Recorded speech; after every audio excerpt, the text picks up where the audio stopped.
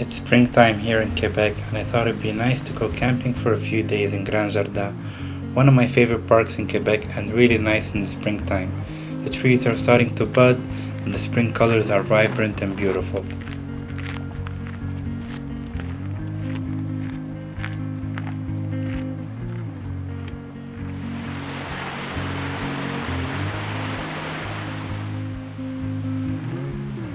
So join me on this video in the pursuit of the spring colors, which make for an interesting subject to photograph.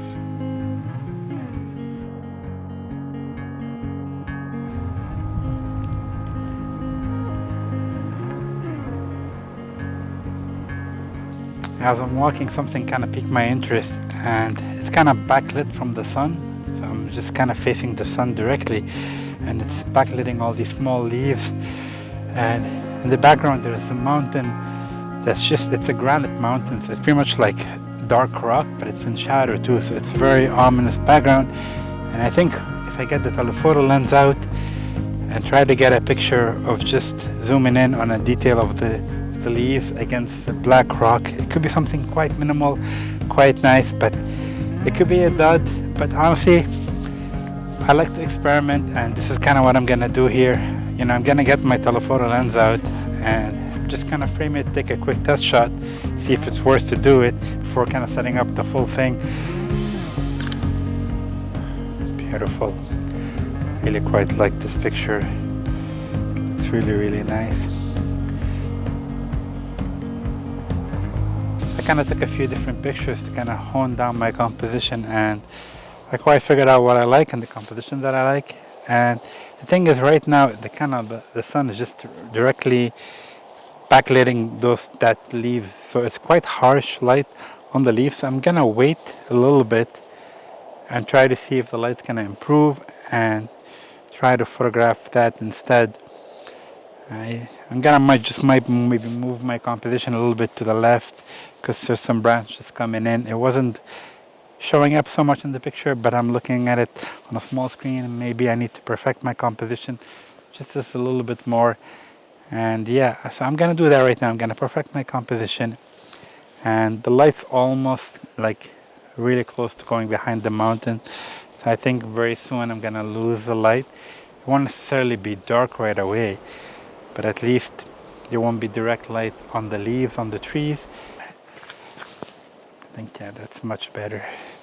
I didn't notice that before, that to my right there was these leaves that are coming in, but it's not so bad as long as I noticed it and I can correct it, and maybe I can get a better composition than the one I had. I think I really like to fill my frame. That's why I'm zooming in on just a small part of it, because I really want to, like I said, fill my frame with a lot of the leaves with the darker background. I think that works really, really well. So I think I got a nice composition here, also pretty nice. It's looking really good on the screen.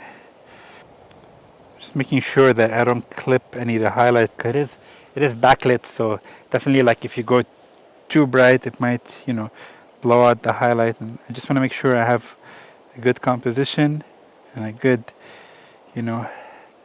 well composed, well exposed image. So going darker than I need to. I'm just gonna fire off a shot here.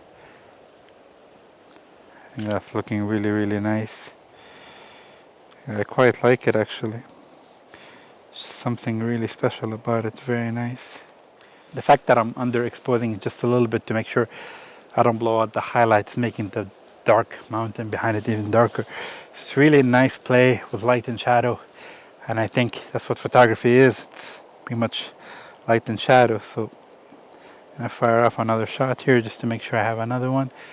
And yeah, like, this composition I quite like, so I'm gonna stick with it, and I'll see what happens in the next, I think it's gonna be like 10 minutes at the most, because it's inching closer towards the edge of the mountain. But maybe it's gonna make the light on the leaves a bit softer. It's gonna make it even nicer. But at least I have those two shots that I took to kind of fall back on.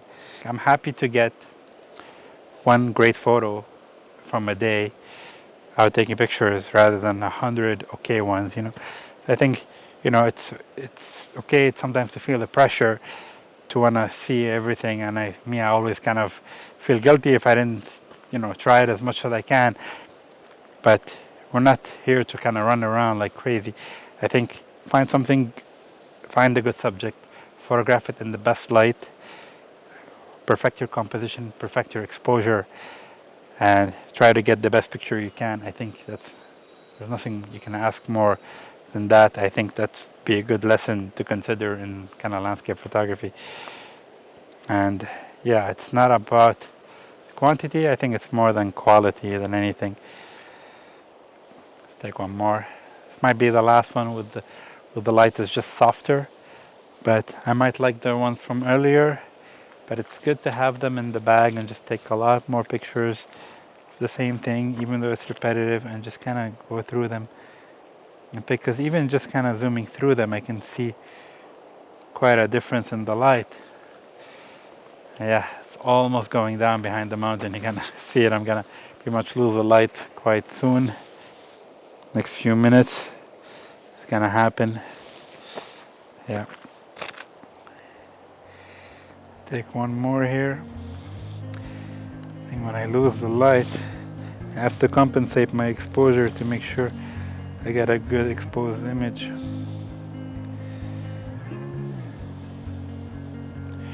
Here we go. I can quite tell that it's very different right now. The intensity of the light just dropped dramatically, and it's almost like just getting a little bit of light the leaves, but not as much as before. But I reckon it's gonna be gone in the next couple of seconds.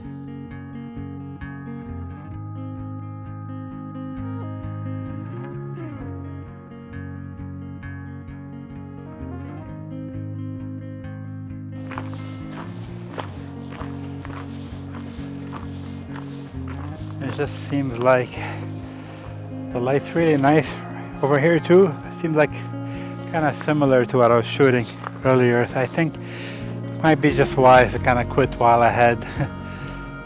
And yeah, just if I'm getting the similar picture, it won't be that much different, and just I'd rather quit while ahead. So I made it to camp. As you can see, nothing special. It's just a gravel pit that you rent pretty much like a hotel. It's got a table, a fire pit, and nice view of the mountain, and most important, gives me access to the park. So I'm gonna get the tent open and get some chairs set up, get my firewood down, and get going on making a fire and making something to eat. At first I'm gonna set up my tent. This is actually the first time I go camping in this tent this year. It's been a while, so I'm looking forward to giving it a go. It's been a while. Ta-da! Home set up almost.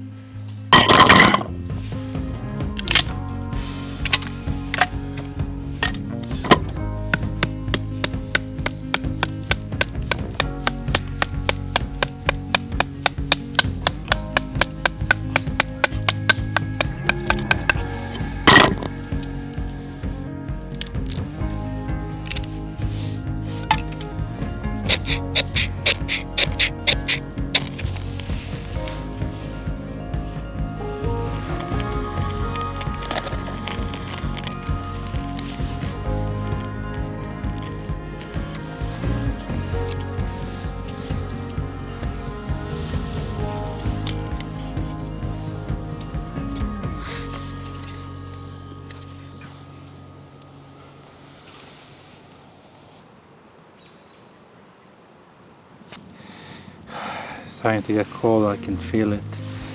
think once I got a fire going, the next thing on my mind is pretty simple, is what to make for food. I think sometimes I like to go over the top, making like really unique cooking experiences, because I like to learn how to cook over the campfire.